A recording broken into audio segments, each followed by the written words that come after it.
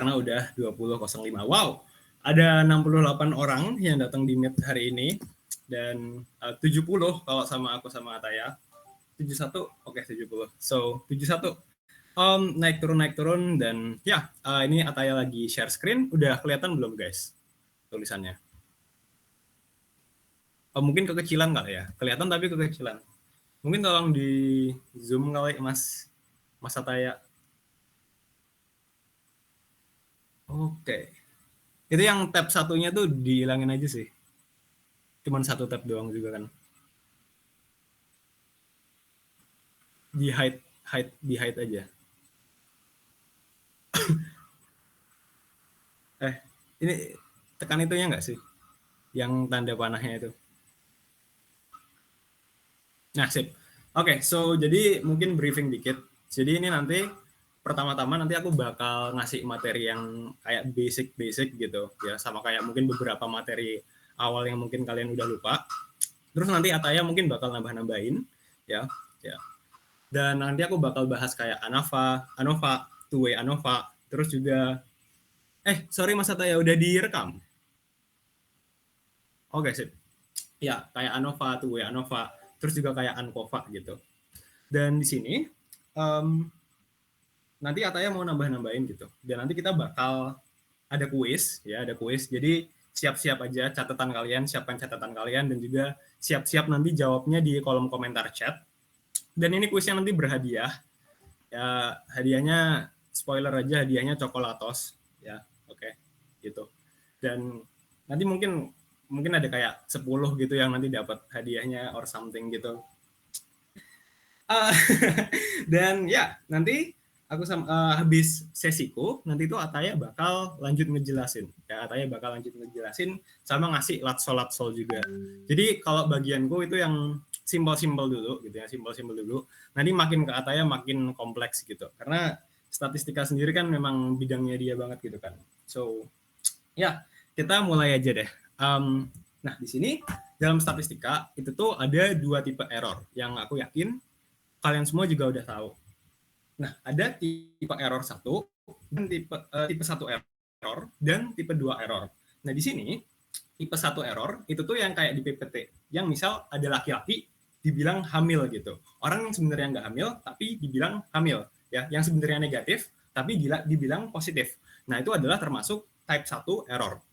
Nah, kalau tipe 2 error itu adalah misal contohnya nih, ada ibu hamil tapi dibilang nggak hamil, aslinya dia positif tapi dibilangnya negatif gitu. Nah, dalam statistika kita tuh berusaha untuk menghindari kedua tipe error ini gini. Ya, kedua tipe error ini. Nah, dan di sini salah satu penyebab error itu adalah bisa karena variasi ya, variasi sebagai sumber error.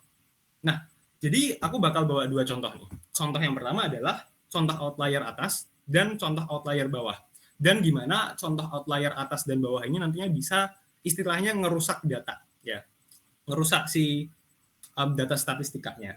Nah, jadi misalnya kita bikin survei kekayaan di desa Durian Runtuh, di desanya Upin Ipin. Nah, kita ngelihat nih, ternyata rata-rata kekayaan di desa Durian Runtuh setelah kita riset itu tuh kekayaan rata-ratanya adalah 1 juta ringgit gitu. Nah, 1 juta ringgit itu kan itu tinggi banget gitu. Mungkin kayak penghasilannya Opa setahun aja nggak segitu gitu. Apalagi penghasilannya Jarjit. Apalagi penghasilannya itu, I don't know siapa, Mail gitu. Nah, di sini ternyata setelah kita telusuri lebih lanjut, kita cek satu-satu datanya, ternyata tuh ada 1 data yang itu tinggi banget. Nah, itu tuh namanya outlier atas. Nah, contohnya, ya outlier atas ini tuh ternyata karena kekayaannya bapaknya Ehsan yang 150 juta ringgit gitu. Jadi kayak mungkin rata-rata orang-orang lain di Durian Runtuh tuh mungkin nggak setinggi itu, mungkin cuman kayak beberapa ratus ribu ringgit gitu kan. Nah, tapi gara-gara ada bapaknya Ehsan yang kekayaannya tuh sampai 150 juta ringgit, rata-ratanya tuh langsung tiba-tiba tuh naik gitu, naik banget gitu gara-gara si bapaknya Ehsan gitu. Nah, dan di sini bapaknya Ehsan tuh bisa dibilang sebagai contoh variasi yang bikin error gitu. Nah, kalau misal bapaknya Ehsan ini dihilangin, nah nanti tuh rata-ratanya bakal turun banyak dan bakal jadi lebih relevan ya, bakal lebih merepresentasikan, lebih menggambarkan kekayaan rata-rata asli desa durian runtuh gitu. Nah, ini mungkin meme-nya itu, bro really did just single-handedly increase durian runtuh GDP. Nah, itu contoh dari outlier atas ya, gimana satu data outlier itu tuh bisa merusak data gitu. Oke, mungkin turun dikit Mas Ataya yang contoh outlier bawah. Nah, kita lanjut ke contoh outlier bawah. Itu kan tadi contoh outlier atas. Nah, kalau misal contoh outlier bawah, itu tuh misal ada, kita pengen bikin survei lagi nih. Di perumahan elit A ya, kita bikin survei kekayaan di perumahan elit A. Nah, ternyata kekayaannya perumahan elit A itu tuh cuman per keluarganya, itu tuh cuman 10 juta rupiah. Kan aneh gitu. Kok perumahannya elit, tapi kok rata-rata kekayaannya 10 juta rupiah gitu kan. Nah, ternyata rata-ratanya itu tuh bisa jadi serendah itu. Kenapa? Karena ternyata ada satu penduduk ya yang dia tuh diem-diem aja. Ya, dia diem-diem aja, masih kelihatan kaya, tapi sebenarnya dia itu habis bangkrut. Kenapa? Karena ya bisnisnya bangkrut dan dia dapat utang banyak. Nah, sekarang kekayaannya dia itu tuh jadi minus 500 miliar rupiah gitu. Nah, jadi kekayaannya dia yang minus 500 miliar rupiah itu tuh 500 miliar rupiah itu tuh bikin rata-rata perumahan elit A itu tuh jadi turun banyak banget gitu. Jadi again, jadi nggak merepresentasikan rata-rata kekayaan yang asli gitu. Misal rata-rata kekayaan aslinya harusnya 20 miliar per keluarga atau 30 miliar per keluarga. Nah, gara-gara ada satu orang ini yang outlier bawah ini, dia tuh bikin rata-ratanya jadi turun banget, jeblok banget. Nah, di sini kenapa kok outlier ini buruk ya? Kenapa outlier ini buruk? Nah, outlier itu buruk adalah statistika itu adalah ilmu umuman ya, digunakan untuk istilahnya meraba-raba apa yang ada di lapangan gitu kan. Nah, di sini kalau misal ada error yang seperti ini, itu tuh error-error kayak gini nih jadi nggak menggambarkan keumuman, yang nggak menggambarkan apa yang terjadi di lapangan secara relevan gitu. Dan ini kayak aplikasi di dunia nyatanya bakal jadi buruk juga gitu. Jadi kayak misalnya nih, kita lagi pengen bikin bansos gitu kan, pengen bikin bansos, kita pasti survei daerah-daerah yang kekurangan kan, daerah yang masih miskin. Nah, tapi di sini gara-gara misal ada bapaknya Ehsan tadi, dan kita nggak ngeluarin si bapaknya Ehsan tadi, kita bakal ngira kayak, oh ya durian runtuh nih aman-aman aja nih, orangnya kaya-kaya kok, oh, rata-rata kekayaannya 1 juta ringgit kok. Nah, padahal kan aslinya nggak segitu, mungkin nggak segitu. Rata-rata aslinya lebih rendah dari itu kan. Rata-ratanya bisa setinggi itu gara-gara ada bapaknya Ehsan gitu. Nah, jadi kayak takutnya adalah yang mana si desanya ini harusnya dia butuh bantuan bansos, ya butuh bantuan finansial, tapi nggak jadi dikasih bantuan finansial gara-gara dikirain oh udah aman kok, apa namanya, udah aman kalian udah sejahtera, udah 1 juta ringgit kok rata-rata kekayaannya. Nah, ini juga sama akan buruk ketika ada di outlier bawah ya, outlier bawah yang tadi. Misalnya ada perumahan elit, tapi dibikin survei, oh ternyata kekayaannya rata-ratanya cuma 10 juta nih per keluarga. Ya udah deh kita kasih bansos, ya kita kasih bansos. Padahal sebenarnya orangnya udah elit-elit, udah kaya-kaya dan sebenarnya nggak membutuhkan bansos tersebut. Nah, itu contoh mengapa outlier bawah, outlier atas, kalau misal dibiarin aja dan nggak dikredit, itu tuh bisa bikin dampak yang buruk. Nah, mungkin dari Mas Ataya sendiri ada yang mau ditambahin? Dari aku sih udah cukup menjelaskan sih penjelasan laksana ini, karena kan ya kan simpel aja, pokoknya tuh outlier tuh nggak boleh ada karena itu dapat mengganggu perhitungan kita. Kayak kamu mau meneliti sebuah obat tapi ada yang kayak gara-gara outlier tuh kayak, ya mungkin ini nggak terlalu tinggi, mungkin nilai signifikan, tapi ya kayak gitu. Kita kan ingin mengukur suatu penelitian, tapi karena ada outlier ini kayak harusnya tuh hasil kita begini, tapi karena si outlier tuh jadi kayak berubah jauh gitu juga. Makanya outlier tuh harus dibuang di penelitian psikologi ini. Oke, itu dari aku. Mungkin bisa lanjutin Mas Laksana. Oke, mantap, mantap, mantap sih. Oke, mungkin aku rasa teman-teman udah pada paham semua sih. Nah, di sini kita lanjut ke variasi ya. Dalam grup itu tuh ada variasi. ya. Nah, variasi rendah itu tuh contohnya misal di grup 1 itu tuh skornya itu ada 10, 10, 11, 12 sama 9. Oke. Itu yang variasi rendah grup 1.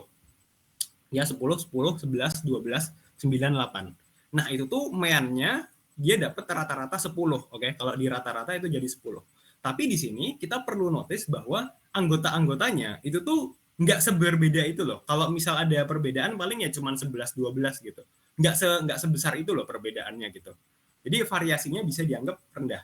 Nah, sedangkan di grup yang variasi tinggi kayak di grup 2 ya, grup 2 itu tuh datanya tuh kayak 10, 0, 20, 29, 1, 0. Nah, ini meannya itu tuh juga sama-sama 10, oke? Anggota kelompoknya sama-sama 6, ya, sama kayak grup 1, grup 2 itu literally sama anggotanya. Tapi di grup 2 dan juga kayak grup 1, grup 2 itu meannya sama-sama 10, rata-ratanya sama-sama 10. Tapi di sini grup 2 itu tuh variasinya beda banget gitu. Yang satu 10, yang satu 0, anjlok banget. Yang satu 20, yang satu 29. Terus turun lagi ke 1, turun lagi ke 0. Nah, jadi ini tuh membuktikan bahwa di dalam suatu grup itu tuh walaupun mainnya sama, kita tuh juga harus melihat variasinya gitu. Kita harus melihat apakah rata-ratanya ini didapatkan dari apa namanya, nilai yang seberubah-berubah itu, maksudnya nilai yang ketimpangan sosial itu, gitu. Nah, itu pentingnya melihat variasi. Nah, di sini ada dua konsep, namanya variance within dan variance between. Ya, variance within itu variance dalam grup, sedangkan variance between itu tuh variance antar grup. Oke. Nah, kalau variance within itu dari namanya sendiri kan, dalam grup. Itu tuh ibaratkan anggotanya grup 1 dibandingin sama ya yang ada di grup 1 itu juga. Sedangkan kalau yang di grup 2 ya itu tuh dibandingin sama yang grup 2 juga gitu. Jadi istilahnya within group, oke. Okay? Nah, sedangkan kalau yang variance between itu tuh ya udah ditulisin di situ sih, antar grup, oke. Okay? Jadi dibandingin antar grup.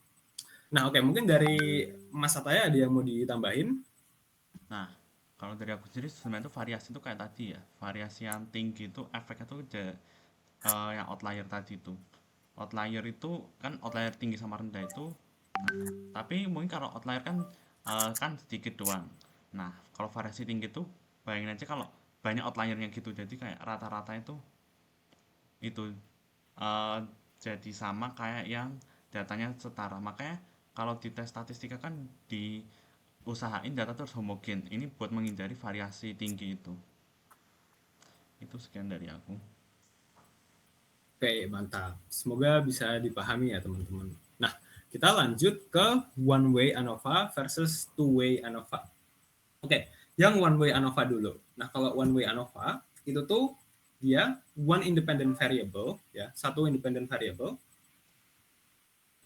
dan at least ada 3 level, ya, at least ada 3 jenis atau 3 level, ya. Jadi misal nih kayak ada sekelompok orang yang mau kita kasih, ada orang-orang yang pengen kita kasih perlakuan berbeda gitu. Ada yang pengen kita kasih permainan GTA 1 ya, GTA 5, ada yang pengen kita kasih Cooking Mama, ada yang pengen kita kasih Flappy Bird. Nah, independent variabelnya itu tuh perlakuan game ya, diberi perlakuan game, tapi yang di sini kan bedanya adalah levelnya ya, levelnya. Yang ada level GTA 5, ada level Cooking Mama, ada level Flappy Bird gitu ya. Jadi itu adalah level-level di dalam independent variable. Nah, kalau misal one way ANOVA sendiri, itu minimal dalam satu independent variabelnya itu tuh minimal ada 3 level ya, minimal ada 3 level. Ya, minimal ada 3 level. Karena kalau misal cuman 2, ya kalau misal cuman 2 itu pakai t-test aja, oke? Kalau pakai cuman 2 itu pakai t-test aja. Nah, jadi kalau di one way ANOVA itu tuh minimal 3 ya, minimal 3 independent minimal 3 levelnya. Dan sebenarnya ini juga bisa dibilang lebih hasilnya tuh lebih akurat gitu. Kalau misal kita pengen nguji 3 level gini pakai one way ANOVA, itu tuh bakal lebih akurat istilahnya. Nah, itu untuk one way ANOVA. Kita lanjut ke faktorial atau Bentar deh, masih di one way ANOVA dulu aja deh. Jadi one way ANOVA tuh istilahnya kita ngebandingin antar grup gitu, yang mana grupnya itu ada 3 level perlakuan, ya 3 level, satu independent variable, yang dimana di independent variabelnya itu ada 3 level yang berbeda gitu, ya antar grup. Dan di sini mungkin Mas Ataya ada yang mau ditambahin, mungkin untuk yang Udah, one way kalau ANOVA yang one ini. way ANOVA udah cukup kok. Oke. So, kita lanjut ke yang two factorial ANOVA, ya, factorial atau two factor ANOVA. Nah di sini kalau yang two factorial ANOVA itu tuh more than one independent variable. Jadi lebih dari satu independent variable. Nah, jadi misal nih independent variabelnya tuh masih perlakuan game ya. Video game 1 itu GTA 5 ya. Video game kedua itu Cooking Mama ya, Cooking Mama. Ya, kita mau ngelihat kalau dikasih perlakuan yang berbeda tuh nanti bakal kayak gimana. Nah, tapi bukan hanya kita ngelihat dari video game doang yang dikasih, tapi kita juga ngelihat siapa yang dikasih berdasarkan jenis kelamin, oke? Male and female. Ya, jadi kayak kita ngelihat kayak pengaruhnya itu tuh di laki-laki gimana, pengaruhnya di perempuan gimana, ya. Jadi factorial to factor ANOVA itu tuh more than one independent variable. Nah, misal kayak di two factorial ANOVA ini kita bakal punya pertanyaan kayak apakah bermain video game violent ya GTA 5 ya, GTA 5 itu game violent, kalau kalian tahu, memengaruhi agresivitas ya. Dan di sini kita tuh ngelihatnya nggak cuman semata-mata pengaruh gamenya doang gitu ya, nggak cuman semata-mata pengaruh gamenya doang, tapi kita ngelihat siapa yang dikasih game tersebut. Misalnya kalau kita lihat di perempuan, oh ternyata di perempuan tuh nggak ada perbedaan yang signifikan. Tapi kalau di laki-laki itu ada perbedaan signifikan gitu. Terus kalau misal jika yang dites hanya perempuan, itu tuh ternyata bermain video game violent itu tuh tidak memengaruhi agresivitas. Sedangkan kalau misal jika yang dites hanya laki-laki, itu tuh ternyata bermain video game violent itu tuh memengaruhi agresivitas. Jadi kayak kita tuh ngelihatnya tuh dengan lebih spesifik lagi gitu. Nggak hanya kita ngelihat doang gamenya doang, ya efek dari gamenya doang, tapi kita ngelihat juga kayak ini nih gamenya nih ngaruhnya nih di cowok atau di cewek gitu, di di independent variable yang berbeda. Nah mungkin Mas Ataya mau nambahin. Udah clear Mas Laksana. Oke, mantap. Kita lanjut ke ANCOVA ya, ANCOVA. Nah, jadi ANCOVA itu tuh bayangin ini analogi meme ini ya. Ada Tom, ya meme-nya si Tom yang dia lu itu nggak diajak, ya lu itu nggak diajak. Sama ada temennya, musuhnya si Tom yang yang bulunya hitam. Itu namanya kalau kalian tahu namanya Butch. Aku juga baru tahu hari ini namanya Butch, ya. Butch, oke? Yang temannya Tom, musuhnya Tom yang hitam itu tuh namanya Butch. Terus yang cewek kucing yang putih itu namanya Toodles. Yang putih itu namanya Toodles. Oke, Butch sama Toodles. Nah, di sini kita tahu kan kalau si Butch sama si Tom itu sama-sama suka sama si Toodles gitu. Sama-sama pengen dapetin hatinya si Toodles gitu. Nah, di sini kalau kita pengen ngelihat sikapnya Butch terhadap Toodles, ya kita pengen bener-bener ngeliat kayak sikapnya Butch terhadap Toodles. Di sini itu tuh Tom itu tuh bisa ngeganggu, ya Tom itu tuh bisa ngeganggu, analoginya gitu. Nah karena Tom bisa ngeganggu, Tomnya nggak diajak, lu itu nggak diajak gitu. Tom itu sebagai pengganggu atau di sini disebutnya covariat, ya. Ankova, ko-nya itu covariat. Nah di sini dalam konteks cerita ini si Tom itu tuh jadi covariatnya, jadi pengganggunya gitu. Yang mana kita pengen nge-keep dulu si Tomnya ini, ya. Karena kita pengen ngelihat sikapnya si Butch ya terhadap Toodles. Dan di sini si Tom bisa ngeganggu gitu. Karena kalau misal ada Tom, bisa aja nanti si Butch-nya jadi sok kuat gitu, sok keren, atau mungkin bisa lebih agresif ke si Tomnya, malah nggak terlalu fokus ke Toodles-nya segala macam. Ya, itu analoginya. Ya. Tapi kalau contoh konkretnya, misal contoh penelitiannya, ya ini contoh penelitiannya, itu bisa aja kayak dependent variable-nya itu tuh kayak penurunan berat badan setelah 8 minggu ya dalam satuan kilogram. Sedangkan independent variable-nya ya minimal 2 kelompok itu ada jenis program diet, diet A dan diet B. Oke. Nah, di sini kovariatnya ya pengganggunya itu adalah tingkat aktivitas fisik harian. Oke, kayak jumlah langkah atau lari atau mungkin kayak skor MET. Skor MET itu seingatku tuh intinya kayak seberapa banyak energi yang kita keluarin gitulah, something like that. Nah, jadi gini, kan kita pengen ngelihat penurunan efeknya jenis program diet ya, program diet A sama program diet B terhadap penurunan berat badan. Itu yang pengen kita tes. Nah, di sini tingkat aktivitas fisik harian seseorang itu tuh bisa ngeganggu gitu. Karena itu bisa jadi suatu variabel yang ikut bikin turun berat badan gitu. Dan istilahnya gimana ya? Nggak bisa bikin dampak dari si diet A diet B-nya ini jadi nggak terlalu kelihatan gitu. Jadi misal gini deh, misal ada perlakuan diet A sama diet B, ya diet A sama diet B. Nah tapi ternyata yang dikasih diet B, ya yang ada orang-orang yang pakai diet B, itu tuh mereka juga apa namanya olahraga tiap hari gitu. Mereka atlet gitu. Mereka olahraga tiap hari bener-bener aktif gitu. Sedangkan yang di diet A gitu, yang di diet A itu tuh mereka nggak seaktif itu gitu. Jadi kayak itu tuh bisa bikin seolah-olah diet B itu efektif banget gitu karena nurunin banyak banget. Nah padahal ternyata itu tuh turunnya karena tingkat aktivitas fisik harian yang sangat tinggi di orang-orang yang pakai diet B gitu. So something like that. Mungkin ada yang mau ditambahin Mas Ataya? Udah aman kok, udah sangat menjelaskan dengan rinci dan simple, jadi nggak bingung kalau mau baca lagi.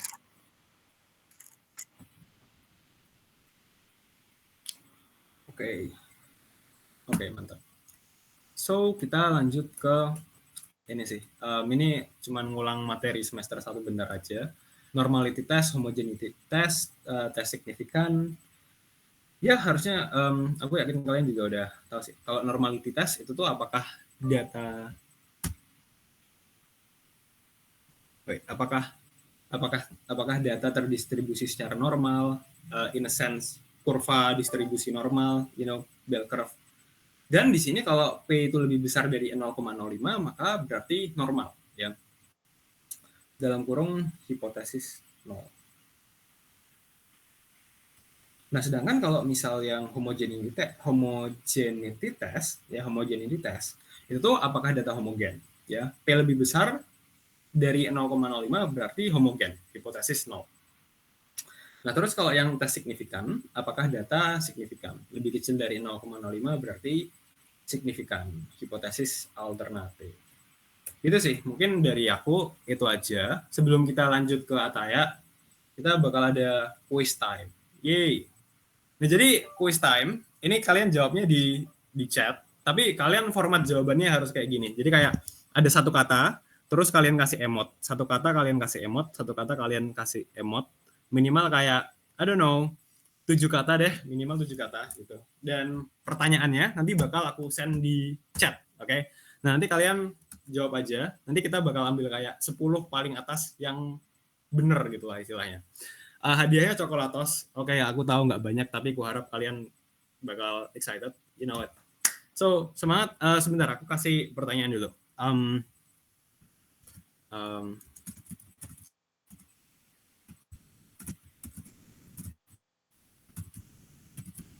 Ini. Pertanyaan bakal muncul dalam sebentar sebelumnya coba ketik siap dulu di chat.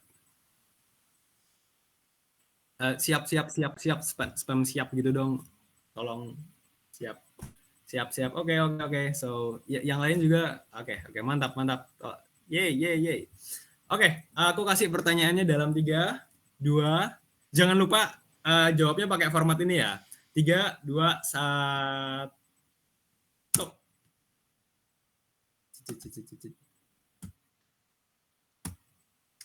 Oke, semangat. Oke, selagi kalian ngejawab, mungkin Mas Ataya mau persiapan dulu. Aku udah aman sih. Mungkin kita mau nunggu jawabannya sampai dapat semua atau lanjut dulu.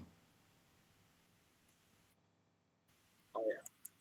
Mungkin mungkin ini nunggu nunggu yang lain pada jawab dulu. Terus kita Oke, sambil break bentar. Mas Ataya mungkin mau nyiapin lagi materinya aman. buat apa? Mungkin nginget-nginget dulu or yes.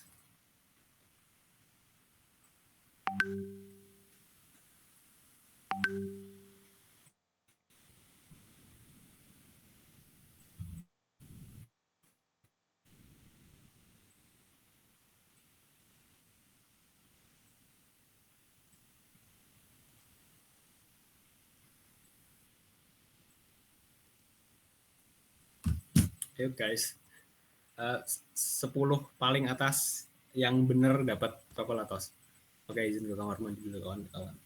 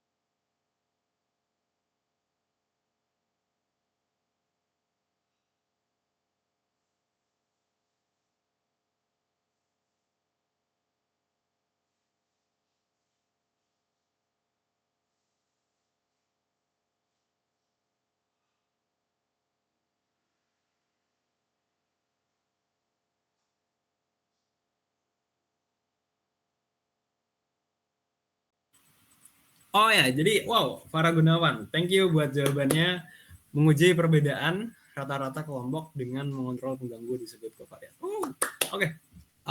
Ada Kezia juga, ada Rista. Oke, okay. Kalian semua dapat coklat tos. Wow, oke, okay. Oke okay, mantap. Jasmine Aziza, uji kontrol variabel pengganggu. Sorry, but minimal minimal 7 kata ya. Tadi aku ada bilang nggak sih? Ada bilang deh kayak minimal 7 kata. Sorry ya, Jasmine Aziza. Bisa ditambahin dikit lagi, dikit lagi. Oke. Okay? Itu udah ada beberapa yang jawab nih Mas Mas Ataya. Pina Mahdazaski melihat perbedaan rata-rata dengan variabel yang mengaruhi hasil. Yeay. Kalian semua dapat coklatos. So, ya, yeah, thank you semua buat udah aktif. Nanti kita bakal lanjut ke sesinya Mas Ataya. Ya, Mas Ataya bakal lanjut ngejelasin. Dan mungkin lanjut sekarang aja, Mas Ataya, Oke. atau gimana? Tapi kalau misal teman-teman masih ada yang masih mau jawab, jawab aja dulu.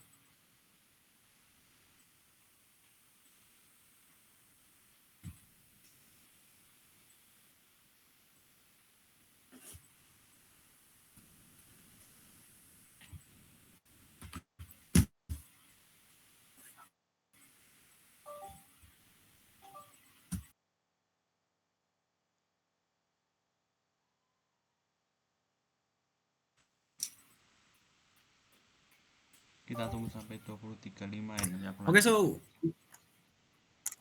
oke.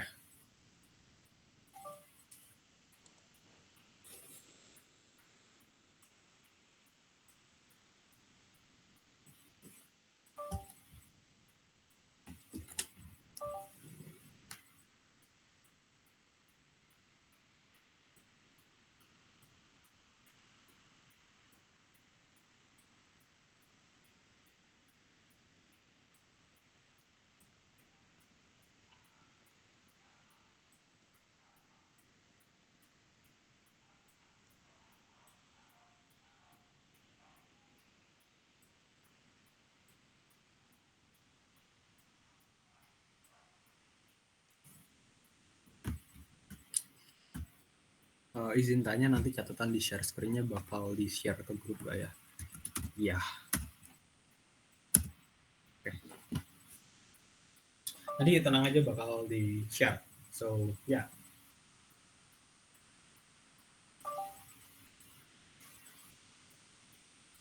Ah, berhubung udah jam 8.35, aku mesti lanjutin ya setelah Mas Laksana ini. Mungkin catatanku nggak se-memorable Mas Laksana ya, karena aku cenderung lebih ke langsung mengomongkannya langsung daripada menggambarkan ya. Jadi mungkin yang pertama aku mulai dari repeated measure. Nah, tadi Mas Laksana sendiri kan udah menjelaskan kalau ada between sama within. Nah, between sendiri itu ada di tes ANOVA one way sama ANOVA yang two way. Suaranya kurang jelas ya? Bentar ya.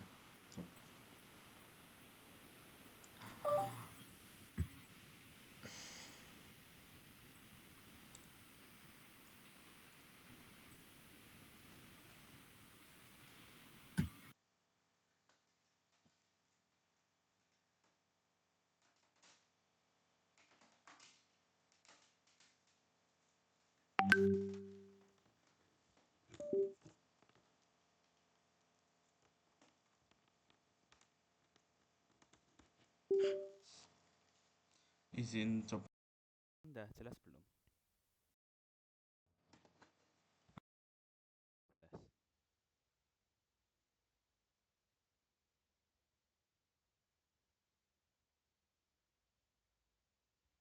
Kayak masih kurang jelas ya suaraku.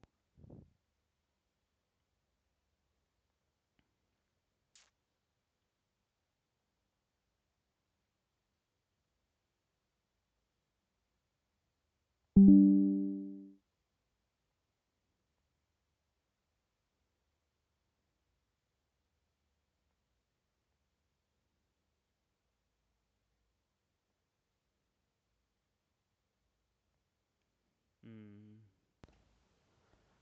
kalau sekarang udah jelas belum?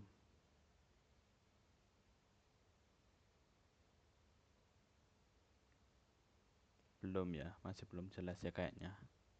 Oh, oke. Ya, jadi karena internetnya lambat, jadi aku izin matiin kamera. Nah, kita lanjut ke repeated measure. Tadi kayak yang Laksana bilang kan, ada between sama within. Nah, between sendiri itu dibagi jadi beberapa tes yang tadi disebutin dari Laksana juga, yaitu ANOVA, ANCOVA, sama ANOVA one way ya, ANOVA one way dan two way itu. Nah, kalau between kan membandingkan antar grup ya. Kalau within sendiri jadi di dalam grup itu sendiri. Jadi misalnya kan di sini ada satu kelompok. Nah, satu kelompok itu berisi 10 orang. Tapi 10 orang ini dicobain tiga jenis game yang berbeda. Lalu diukur tingkat agresif mereka. Mungkin bisa diambil contoh dari kayak Anovanya Mas Laksana tadi. Cuman kalau di sini berarti kan kita bisa nulis jenis gamenya tuh ada tadi GTA 5, Cooking Mama, sama Angry Bird. Nah, ini terus lalu kita membandingkan sama yang di satu kelompok itu. Jadi 10 orang itu ketika mencoba tiga game yang berbeda, nanti agresif mereka tuh tingkatnya bakal kayak gimana. Nah, repeated measure sendiri kelebihannya adalah kita nggak perlu mencari uh, partisipan banyak ya, karena kan kita cukup satu kelompok aja untuk melakukan tes tersebut. Sedangkan kalau ANOVA dan kawan-kawan yang between group itu memerlukan lebih dari satu kelompok, karena ya kan membandingkannya antar grup ya, bukan antar anggota dalam kelompok tersebut. Itu adalah nilai itu penjelasan tentang repeated measure. Nah, mungkin dari aku untuk repeated measure itu aja. Habis itu yang mungkin yang terakhir, belum terakhir, masih ada pak korelasi juga.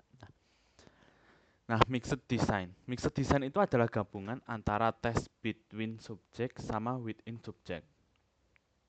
Jadi, mungkin untuk penjelasannya tuh Nanti bakal lebih gampang kalau dari itu sih. Aku pakai Jamovia, tapi ini udah dikasih contoh kok. Hmm.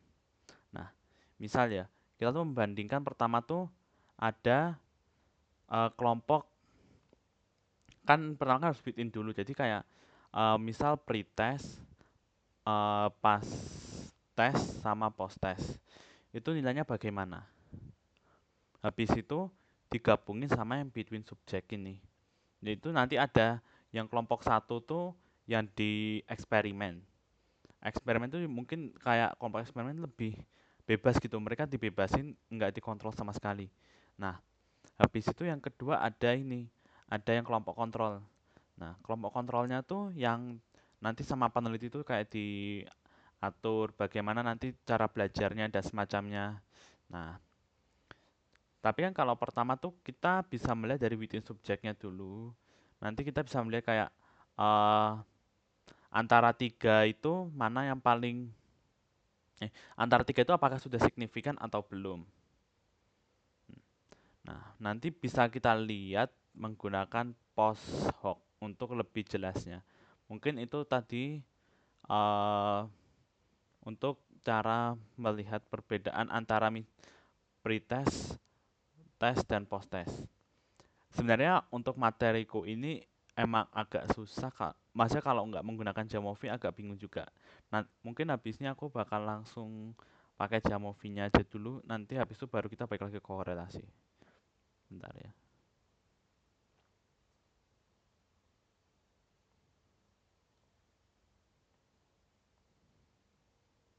Wait.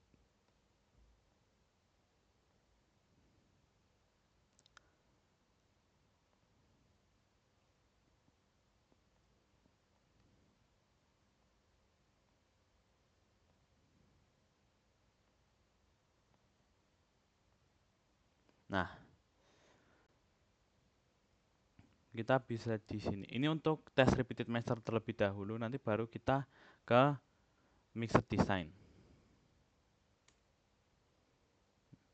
Jadi untuk melakukan tes repeated measure pertama-tama ya kita harusnya udah pada ingat sih, tapi mungkin ini untuk sebagai pengingat aja.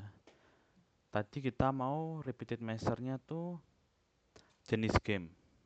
Berarti kita tulis kayak gini.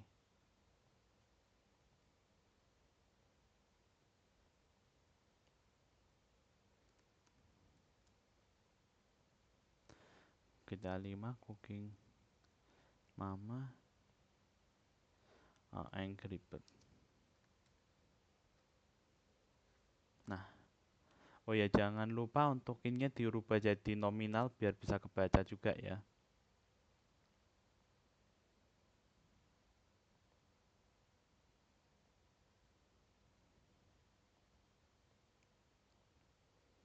Nah, ini kita tarik ke sini.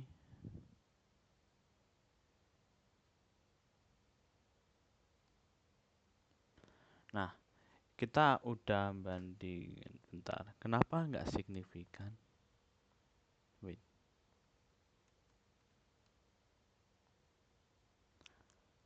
Oh, ternyata kita harus pakai 4 data baru signifikan.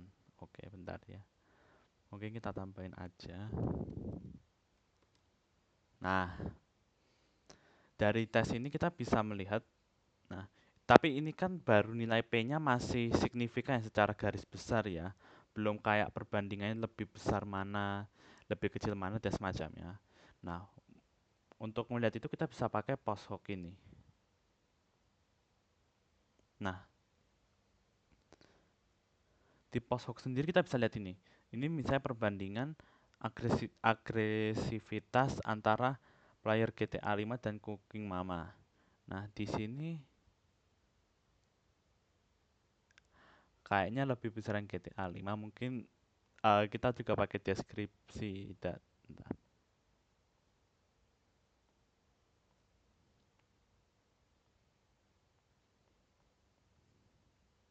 nah, ini juga bisa untuk bantu kalian kayak melihat kayak rata-ratanya lebih tinggi yang mana gitu. Nah, kita bisa lihat di sini sendiri kan mungkin sekarang gue ini bentar.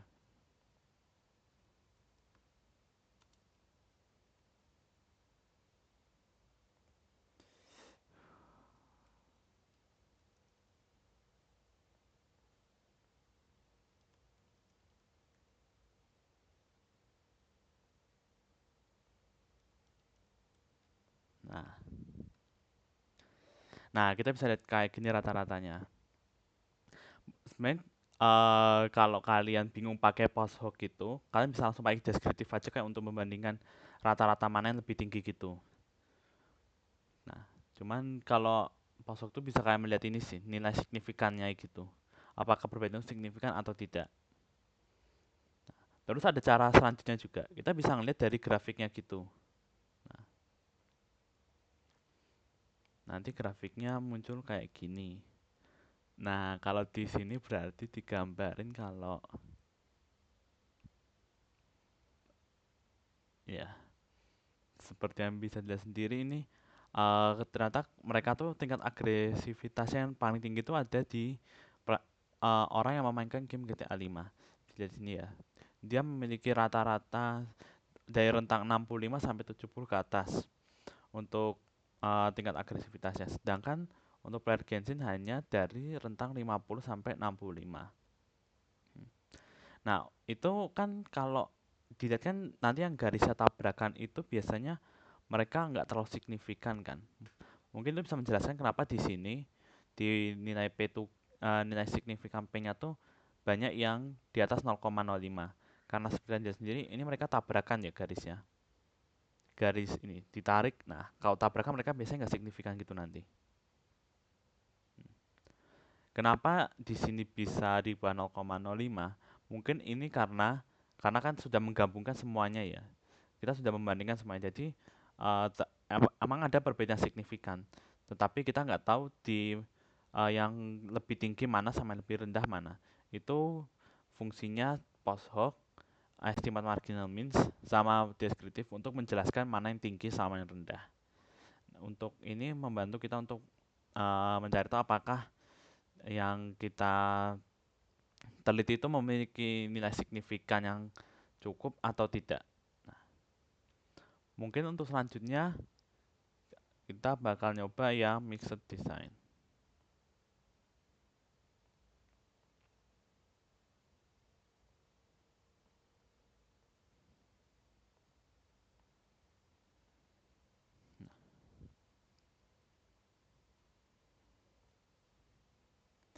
Nah, kalau di mixed design itu kan kayak yang tadi sebelumnya aku bilang kan, itu menggabungkan antara between sama within. Nah, seperti yang tidak di sini. Ini pertama kita ada within subject effect dulu. Ini pertama tuh depresi. Depresi itu dibandingin sendiri. Jadi membandingkan depresi 3 level. 3 level depresi itu dibandingin dulu tanpa menggabungkan yang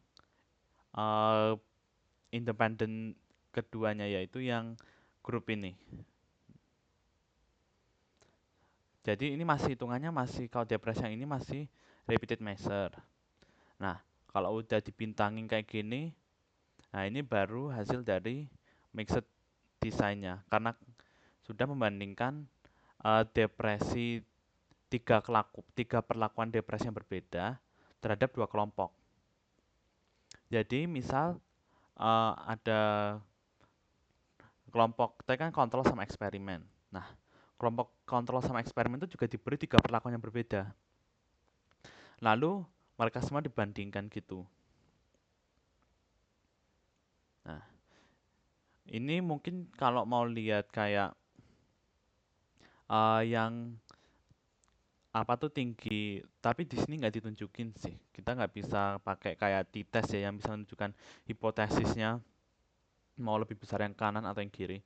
Tapi kalau yang between subject effect ini tuh membandingkan rata-rata 3 depresi tersebut. Jadi 3 total depresi itu di rata-rata digabungkan lalu dibandingkan antar 2 grup ini, antara kontrol sama perlakuan. Jadi kalau yang between subject effect itu belum membandingkan perlakuannya, maksudnya belum membandingkan kayak waktu depresinya tuh yang bagaimana. Bisa aja depresi T1 tuh sebelum diberi terapi, lalu depresi T2 tuh saat sedang diberi terapi itu bagaimana. Lalu depresi 3 tuh setelah diberi terapi. Nah, di between subject effect itu tidak memperhatikan itu. Mereka harus memperhatikan 3 rata-rata tersebut. lalu hanya membandingkan kontrol sama perlakuannya saja. Itu untuk mixed design. Jadi menggunakan within subject dan between digabungkan seperti ini. Untuk mengeceknya kita seperti bisa menggunakan post-hoc juga ya. Nah, cuman ya emang kalau menggunakan post-hoc itu jelas membacanya susah. Kalau mau gampang kita bisa pakai ini aja. Nah, pakai estimate marginal means. Oh iya, lupa aku jelasin juga di mixed design itu juga ada namanya interaksi. Interaksi itu terjadi biasanya kalau kayak punya dua independen gitu.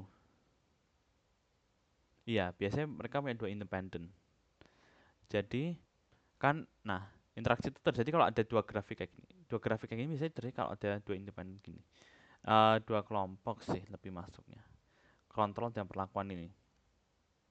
Nah, interaksinya tuh kan dilihat dari sini kan. Ini kan mereka memiliki pola yang berbeda. Walaupun awalnya mereka sama, tapi mereka kalau uh, waktunya makin panjang itu mereka memiliki pola yang berbeda gitu. Makanya, nah seperti yang lihat ini ya. Uh, tapi interaksi itu kalau memiliki pola yang sama, misal mereka kedua naik dengan pola yang sama gitu, mereka berarti tidak memiliki interaksi.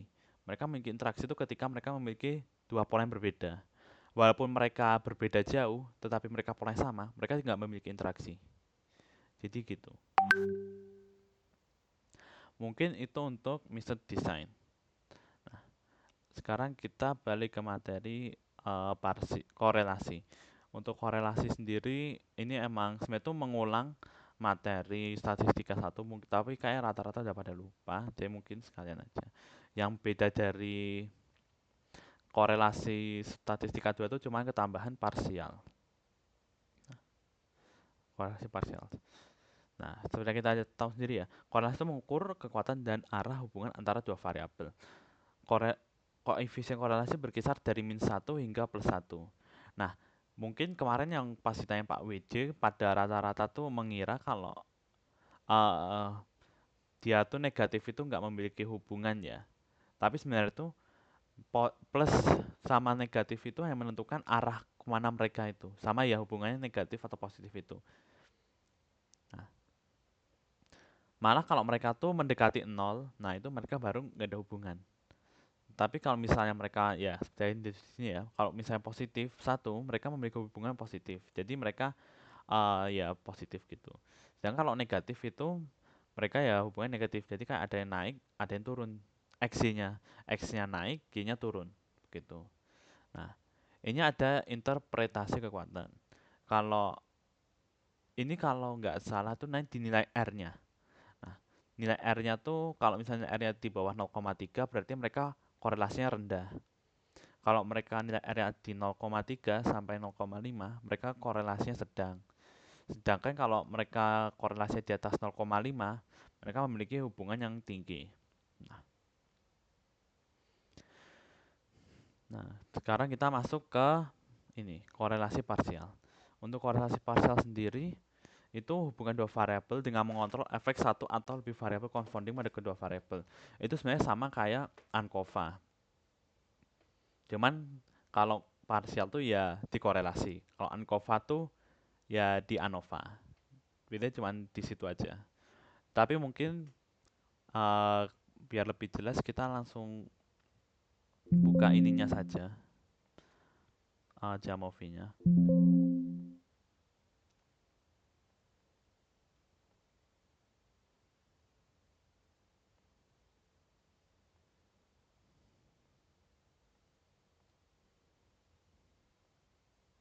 Nah, di sini aku udah buat itunya, datanya gitu. Mungkin ini untuk cara awalnya. Awal itu kita tuh buka bagian parsial korelasi. Kita masukin misal variabel yang mau dibandingkan. Sebentar salah. variabel mau dibandingkan, lalu kita masukin variabel di kontrol gitu. Nah, kalau parsial gitu, mereka langsung mengontrol di dua variabel ini. Tapi kalau mereka menggunakan semi parsial, mereka tuh cuma ngontrol di salah satu variabel. Ini ya, gue jelasin. Kan di sini kan disebutin kalau variation from the control variable is only removed from the variable in the column. Berarti mereka tuh cuma ngehilangin si revise di bagian ini, bagian kolom. Jadi nah, kalau di bagian sini nanti berarti anxiety-nya tuh sudah nggak ada, maksudnya sudah di revise-nya sudah dikontrol, tetapi exam-nya belum dikontrol revise-nya. Jadi cuma salah satu gitu kalau semi parsial. Jadi cuman variabel kontrol itu cuma dikontrol di salah satu variabel. Sedangkan kalau parsial itu mereka langsung mengontrol di kedua variabel gitu. Itu yang bedain semi parsial sama parsial. Mungkin sebenarnya tuh korelasi tuh nggak terlalu ribet. Cuman kadang-kadang kalian tuh bingung tuh mungkin cara baca. Nah, ini Pearson R-nya yang tadi ku sebutin itu. Nah, di sini Pearson R-nya menunjukkan nilai negatif 0,226. Berarti ini tandanya hubungan ujian dengan kepanikan setelah revise kontrol di bagian ujian memiliki hubungan yang tidak terlalu kuat karena mereka skornya hanya minus 0,226. Sedangkan untuk examnya yang bagian atasnya yang anxiety-nya di kontrol revise juga ini hubungannya lemah, minus 0,174. Nah, bedanya di sini ya, di nilai signifikannya. Untuk yang ketika revise di kontrol di anxiety, mereka nilai signifikannya mereka tidak signifikan karena uh, nilai pi mereka di atas 0,05 itu 0,8. Sedangkan yang ketika revise dikontrol di bagian exam nilai mereka signifikan karena nilai pi-nya 0,022 yaitu yang berada di bawah 0,05. Mungkin segitu dari materi repeated measure, mixed design, dan korelasi parsial ini. Selanjutnya aku ada latihan soal yang ngambil referensi dari kating-kating 23 ketika mereka melaksanakan ujian statistika 2.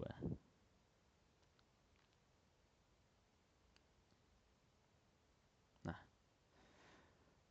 kalau kata kating tuh rata-rata tuh mungkin nanti ya kan kalau udah disebutin beberapa kelas kan ujiannya kan ada teoritis sama analisis. Sebenarnya tuh kalau analisis tuh harusnya tuh kalian pada bisa karena kan kalian kan udah open book sama kalian pakai Jamovi. Nah, harusnya nanti kalian bisa kayak menjelaskan Jamovi. Tapi mungkin nanti aku ajarin tapi habis yang soal ini dulu. Nah, ini salah satu aku ada 5 latihan soal ini. Pertama, seorang peneliti ingin menguji pengaruh 3 metode pembelajaran, ceramah, diskusi, praktikum terhadap hasil belajar siswa dengan mengontrol variabel motivasi belajar. Manakah penataan belajar yang benar mengenai analisis yang dilakukan? Ini tuh sebenarnya tuh kan kalian tuh teorinya tuh nggak ribet ya sebenarnya tuh. Cuman karena mungkin tergantung dosen. Jadi kayak ada yang belibet mengajarinya, ada yang nggak to the point dan semacamnya gitu. Nah, ini kan udah jelas ya. Kalian tuh kayak variabel independen dalam metode pembelajaran. Soalnya kan jelas ya, variabel independen itu kan yang bisa dikontrol. Sedangkan variabel dependent itu adalah hasil tersebut. Nah, kan pembelajaran bisa dikontrol. Jadi jawabannya adalah D. Nah, habis itu setelah itu nomor 2 ada hasil uji normalitas Sapir-Whorf menunjukkan nilai B sama dengan 0,078. Apa kesimpulan yang tepat? Maaf, Mas, saya boleh nggak kalau itu jawabannya di blok warna lain gitu. Jadi kayak biar bisa. Oh, oke. Makasih.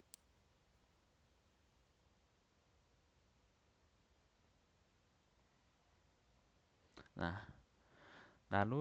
kan Mas Laksana kan udah menjelaskan kan, kalau normalitas tuh harus nilai mereka pi-nya di atas 0,05. Jadi kalian tinggal jawab yang ini, yang B. Data normal karena pi di atas 0,05. Habis itu yang ketiga, dalam uji one way ANOVA diperoleh nilai F 2,45 sama dengan 5,67. Mungkin yang bingung nilai F itu kayak menunjukkan hasil signifikannya juga. Jadi kalau nilai F mereka kecil, biasanya mereka tuh nggak signifikan nilai pi-nya. Tapi kalau nilai F mereka besar, nilai pi-nya nanti juga signifikan. Kayak contoh ini. Nilai F-nya 5,67. Terus mereka dapat nilai pi-nya 0,006.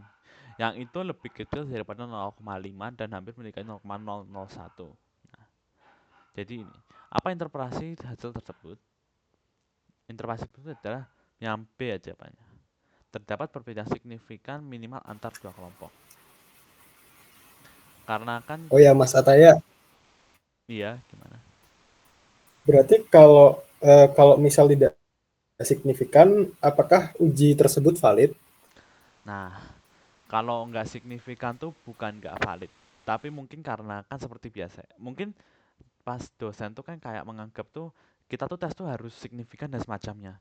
Sebenarnya tuh kamu kalau tes yang nggak signifikan tuh juga bisa masuk ke penelitian dan semacamnya. Karena kan kalau nggak signifikan berarti kan tandanya tuh ada mungkin bisa diteliti. Kenapa ini nggak signifikan? Apa faktor-faktor yang mempengaruhi hasil nggak signifikan? Jadi hasil ujian masih valid.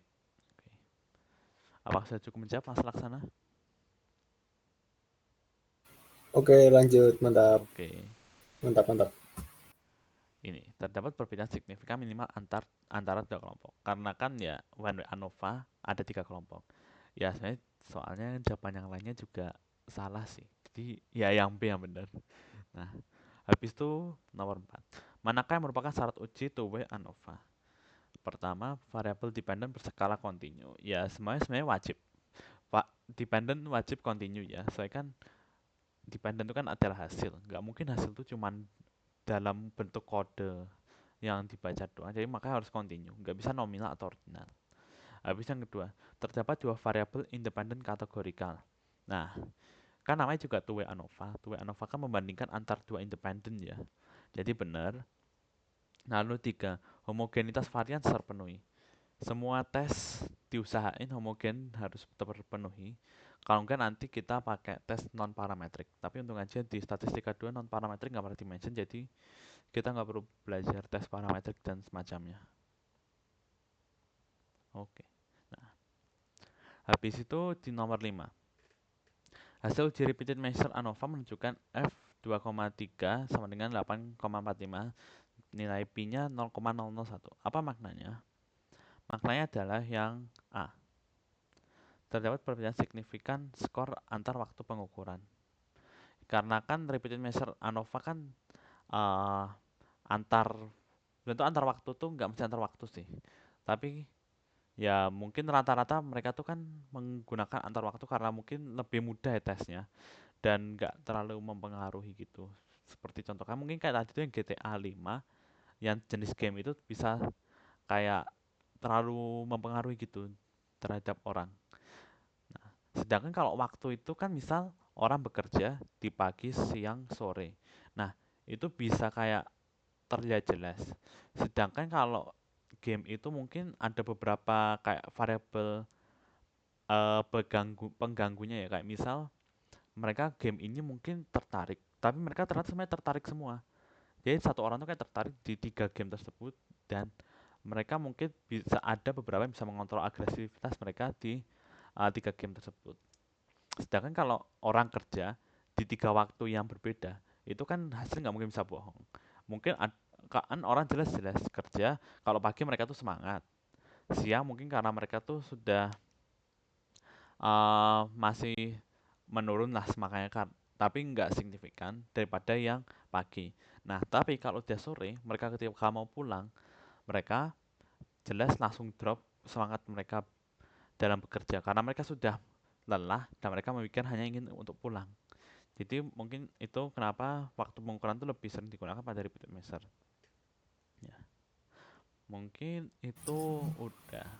Oh ya, Mas Ataya, Oh ya boleh. kalau kalau di repeated measure itu tuh juga ada interaksi nggak? Nah, interaksi itu bisa terjadi kalau ada dua independent variable. Kayak tadi ya di mixed design. Mixed design kan kita kan pakai within sama between. Nah, itu kan ada dua independent variable. Interaksi itu kan ketika ada pembentukan grafik independent. Ya pokoknya independent variable itu kan grafik itu nanti mereka saling kayak memiliki pola yang berbeda. Ketika mereka memiliki grafiknya memiliki pola yang berbeda, itu mereka memiliki eh, terjadi interaksi. Tapi ketika mereka memiliki pola yang sama, mereka mereka tidak mengalami interaksi. Jadi di repeated measure pun juga bisa itu ada itunya. Ada interaksi. Jadi kalau kamu interaksi itu nggak mesti harus within dan between, tapi within dan within pun bisa terjadi interaksi kelompok gitu. Tetapi jika ada dua independent variabel. Apakah sudah cukup menjawab Mas Laksana?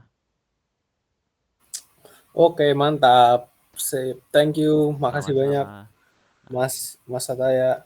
Oh, itu Oke, tuh ada yang nanya tuh di chat Mas Ataya. bentar. Mas Raka nanya nih. Contoh pola berbeda sama pola tidak berbeda. Mungkin aku untuk ini bakal langsung buka dari PPT-nya aja, soalnya aku nggak dapet data yang nggak berbeda gitu polanya. Wait.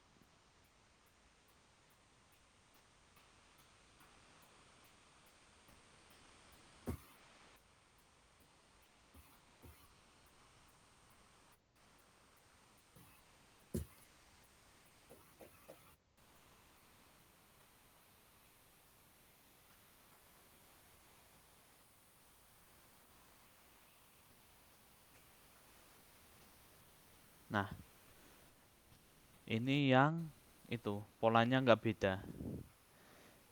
Kan mereka sama-sama naik ya interaksinya, sama-sama ke atas semua. Jadi mereka polanya enggak, ini polanya sama, ini yang polanya sama. Kalau polanya yang berbeda itu yang kayak tadi ya udah aku coba. Nah, yang kayak gini. Ini yang terjadi interaksi yang polanya beda kayak gini. Apakah sudah cukup menjawab Mas Raka? Oke, ya. Sebenarnya untuk materi udah itu saja. Oh ya, aku lupa. Mungkin rata-rata orang pada bingung dengan fungsi residual ya. Residual itu sebenarnya tuh kayak membandingkan, misal kamu tuh ada skor, bentar aku ketikin aja sekalian di docs-nya.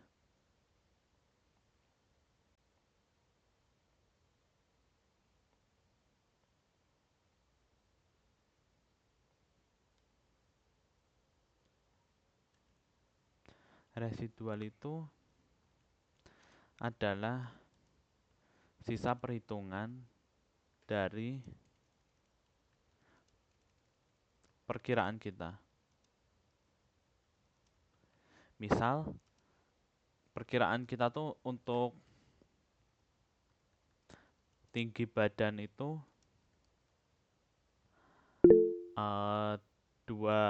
10. Sedangkan data yang sebenarnya ada di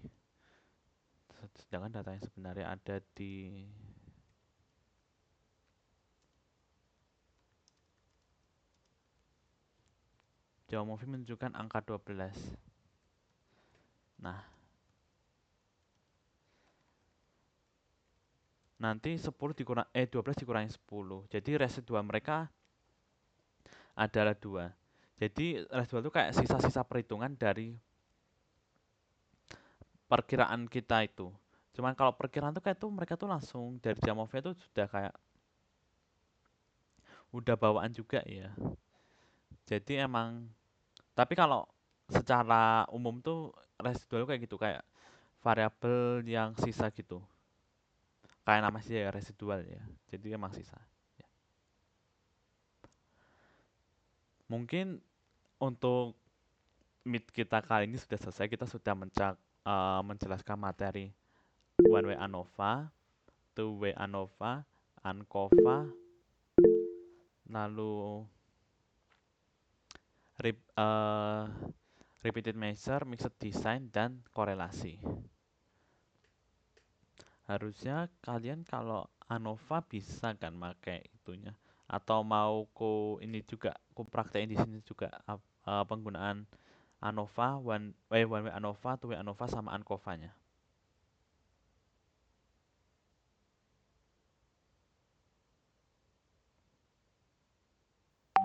Oh ya,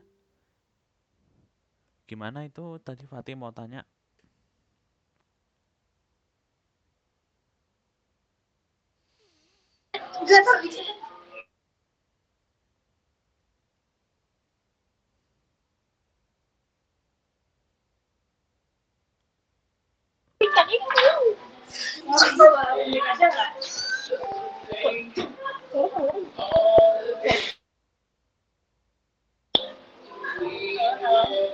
Halo,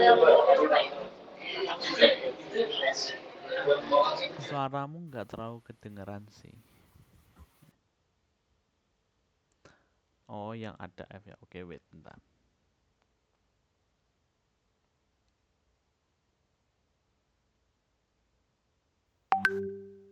Nah, yang nomor 3 ini dalam uji one way ANOVA diperoleh F 2,45 sama dengan 5,67. Terus nilai P-nya 0,006. Itu kalian langsung aja nyari yang tentang signifikan. Saya biasanya rata-rata soal tuh mereka tuh fokusnya di nilai P-nya. Kayak di nomor 2 juga ya. Nomor 2 kan mereka kan nilai P 0,078 langsung ya kan cuma P 0,078. Nah, itu langsung cari yang ini. Kayak ya yang memenuhi syarat itu. Kalau P-nya di atas 0,05 nanti gimana, kalau di bawah 0,05 gimana. Tapi jangan lupa juga ya, kalau normalitas sama homogenitas itu harus di atas 0,05. Sedangkan kalau signifikan harus di bawah 0,05. Untuk di sini tuh yang nilai F ini tuh cuman pengecoh doang sih. Yang penting di bagian nilai P. Mungkin aku bakal sekalian ini aja sih. Nyoba tes one way ANOVA karena kata cutting itu ada. Oke, bentar. Aku jawab pertanyaan Fatih dulu. Kenapa F sama P itu maksudnya apa, sama kenapa jawabannya A ya? Oke. Ya, kan hasil uji repeated measure kan ANOVA kan itu kan menunjukkan kayak perbandingan dalam kelompok. Kenapa jawabannya A? Karena ya sudah kita sendiri nilai P-nya itu 0,001 yang menunjukkan kalau data itu signifikan. Jadi jawabannya ya A. Terdapat perbedaan signifikan skor antar waktu pengukuran karena nilai P-nya di bawah 0,05. Terus untuk F sendiri, F itu sebenarnya tuh dari rata-rata nilai T dibagi dengan rata-rata nilai apa ya, lupa aku. Cuman nilai F itu menentukan apakah itu signifikan atau juga atau enggak. Biasanya nilai F tuh pakai kalkulator, ada kalkulator sendiri sih. Jadi kayak gitu. Apakah sudah cukup menjawab, Fatih?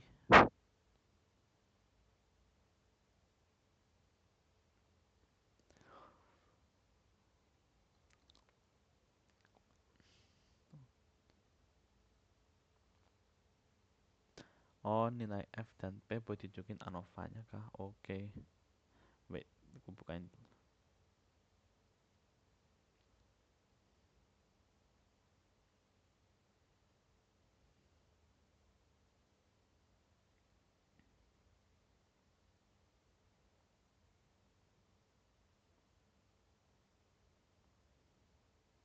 Nah, ini dia.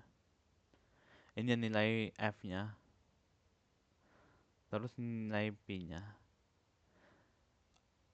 Itu tadi cuman soal yang aku buat sendiri. Jadi aku nggak ada datanya, cuman ya kan ngecek aja kayak signifikan atau enggak gitu. Jadi cukup di bawah 0,05 signifikan. Di atas 0,05 enggak signifikan. Udah gitu aja. Simpelnya gitu. Nah, sedangkan nilai F itu dari perhitungan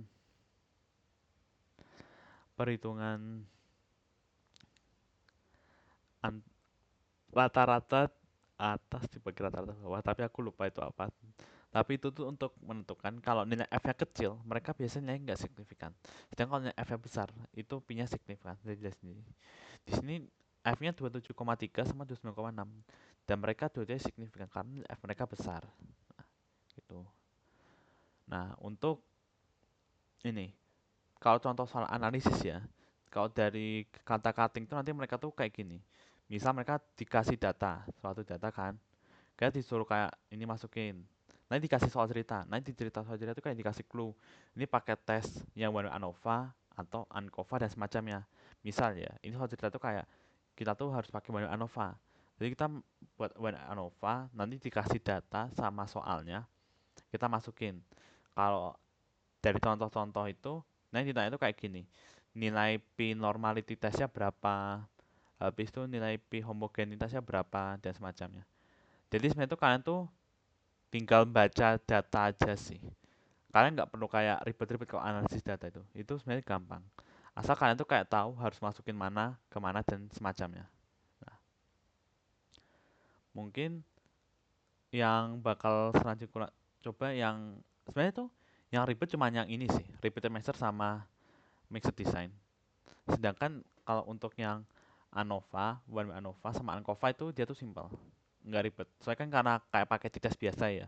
Cuma kalau ANOVA tuh bedanya ketambahan satu independent variable. Sedangkan kalau ANCOVA tuh ketambahan covariat. Udah itu aja.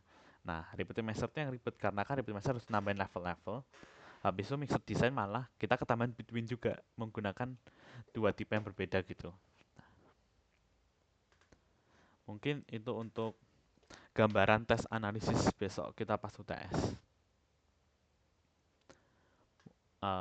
Sebenarnya kalau udah nggak ada yang mau ditanyakan, mungkin Mas Laksana ingin menambahkan sesuatu atau udah cukup? Oke, halo, halo, halo. So, ya, thank you semua buat yang udah datang malam ini. Bener-bener appreciate kalian semua. Tadi kita bisa sampai 87 orang join meet ini. Wow, that's so cool. Like, thank you so much. Thank you so much. Like, really, thank you so much for coming. Thank you, Mas Ataya. And ya, semoga semuanya status besok dapat nilai A. Amin. Dan kalau bisa tolong jangan lupa baca doa dulu besok kalau mau ujian, dan jangan lupa jaga kesehatan. Serius, wow, oke. Aku literally tadi siang tuh pusing gara-gara apa namanya, kurang minum ya, kebanyakan main HP. Aku tidur siang 4 jam. So jangan sampai itu hal yang sama terjadi ke kalian juga. So ya, sekali lagi thank you so much. Dan kalau kalian pengen diskusi sama kita, sama Ataya, sama aku, langsung chat aja lewat WhatsApp. Pew! Thank you so much.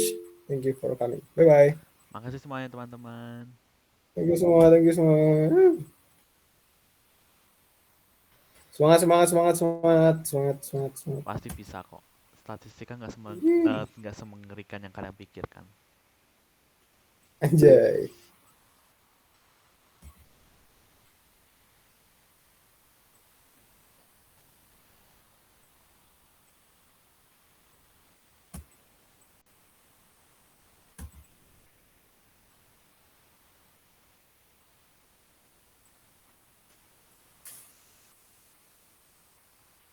Thank you, bye-bye. Thank you semua. Thank you, thank you. Terus, Makasih semuanya.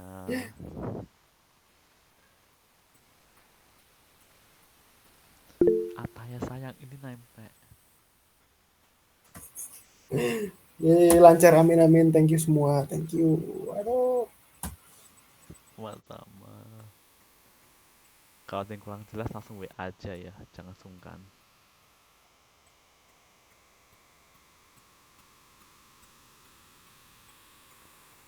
Oke. Kamu live nggak, Lax? Live deh. Boleh nanya lewat VC nggak, Kak? Boleh. Oke, ini. Boleh. Wow, thank you so much for coming, guys. Yes. Aku izin live dulu ya, Lax. Wow. Oke guys, Makasih juga Laksana buat kalian, malam ini. kalian yang mau ngobrol-ngobrol bebas. Udah bantuin. Masa kita semua bareng-bareng itu. Kita berdua. Yeay, Makasih banyak sih Laksana. mantap. Oke, aku live dulu aja lah. Yeay.